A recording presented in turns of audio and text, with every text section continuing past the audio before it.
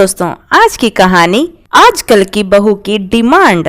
प्रियंका को शादी करके 1 महीना हो चुका था। सारी रस्में खत्म हो गई थी। अब गृहस्थी संभालने की बारी थी और किचन भी। प्रियंका ने अपने मायके में ज्यादा कुछ काम नहीं किया था, इसलिए वह रसोई घर का काम इतने अच्छे से नहीं जानती थी। इस बात का उसकी सास को पता था, क्योंकि लड़की देखने के कार्यक्रम के समय प्रियंका के मायके वालों ने उनसे कुछ नहीं छुपाया था और इस बात से उसके ससुराल वाले भी खुश थे कि कम से कम उन्होंने झूठ तो नहीं बोला।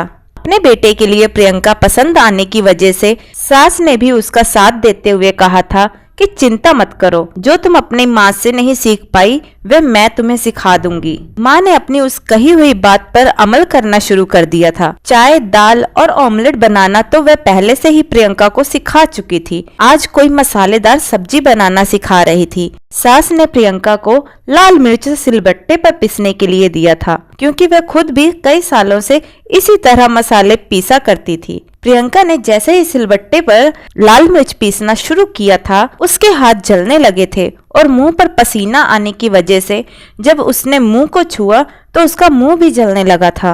वो जलन की वजह से हल्का सा चीख रही थी। तब सबका ध्यान उसकी तरफ गया। सास ने पूछा, पहले कभी मिर्ची नहीं कुटी थी क्या? मिर्ची कुटते समय हमेशा दस्ताने पहन लेना चाहिए। नहीं मम्मी जी, माँ ने तो कभी मिर्ची पीसने ही नहीं दी थी। हाँ, कभी कभार धनिया और अदरक पीस लेती थी, लेकिन जब भी मिर्च पीसने के लिए मैं मांगती तो माँ कहती तुम इससे दूर रहो, जलन होगी। प्रियंका बोली, ठीक है, कोई बात नहीं, अब अच्छे से हाथ और मुंह धो लो और थोड़ा घी लगा लो और साइड पर जाकर बैठ जाओ, थोड़ा आराम मिलेगा। आगे से ध्यान रखना कि हमेशा हाथ और मुंह ढककर ही मिर्ची पीसना, सास ने प्रियंका से कहा। प्रियंका के हाथ अभी भी जल रहे थे, जो उसके चेहरे से साफ नजर आ रहा था।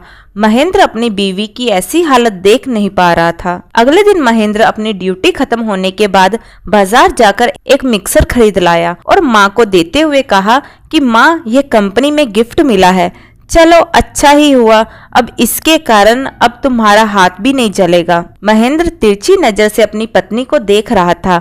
उसकी यह हरकत माँ ने भी देख ली।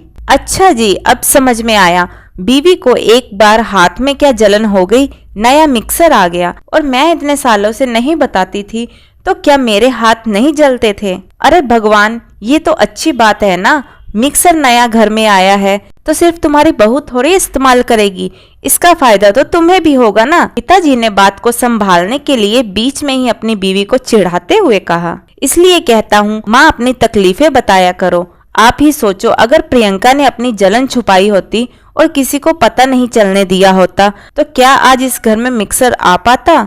जैसे ही मुझे प्रॉब्लम पता चली, मैंने उसका सॉल्यूशन ला दिया। ये बात सच है कि प्रियंका मेरी पत्नी है, लेकिन ये बात भी सच है कि मैं आपका बेटा हूँ और प्रियंका से भी पहले आप ही मेरे लिए ज्यादा महत्वपूर्ण हैं। अगर आपने मुझे पहले ही बता दिया होता तो मैंने तब भी इसी तरह इस समस्या का समाधान किया होता। आप अपने इस बेटे को कभी भी आजमा कर देख लेना, आपके लिए ये बेटा अपनी जान भी दे देगा। महेंद्र ने माँ से कहा। माँ अपने बेटे के इतनी प्यारी प्यारी बातें सुनकर ही खुश हो गई और उसे गले से लगा लिया और बोली, जीते रहो मेरे बेटे। प्रियंका भी अपने पति का, अपने पूरे परिवार और खुद के प्रति प्रेम देखकर अपने आप को भाग्यशाली समझने लगी और उसके चेहरे पर एक संतुष्टि की मुस्कान छा गई। तो दोस्तों, आपको हमारी आज की यह कहानी कैसी लगी कमेंट करके जरूर बताइएगा।